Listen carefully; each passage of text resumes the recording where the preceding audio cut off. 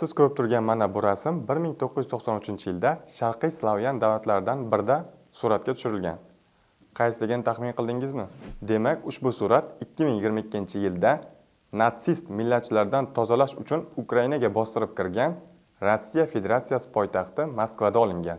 Qizig'i, ushbu rasmdagi neo-natsistlar a'zosi bo'lgan tashkilot Rus Milliy birligi tashkiloti hozirga qadar Rossiyada faoliyat yuritib kelmoqda. 1993-yilda Rossiyada siyosiy inqiroz yuz beradi. Prezident va parlament o'rtasida kurash boshlanadi. Ayni shu paytda sahnaga Rus millatchi fashistik tashkiloti a'zolari Rus Milliy birligi chiqadi. Aleksandr Barkoshev rahbarlik qilgan ushbu tashkilot parlament tarafda turib, prezidentga qarshi kurashadi. Biroq parlament binosi Oq uy tanklar bilan o'qqa tutilganda darhol juftakni rostlaydi. O'sha kunlarda Oliy Sovetda bo'lgan deputatlardan biri Kurginyan bu voqealarni shunday tasvirlaydi.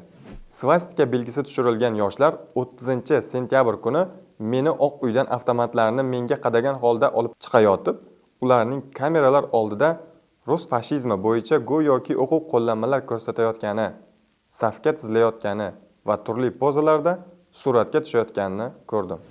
1993-yilgi kurash prezident Boris Yelsinning g'alabasi bilan tugaydi. Bargashev qamoqqa olinadi.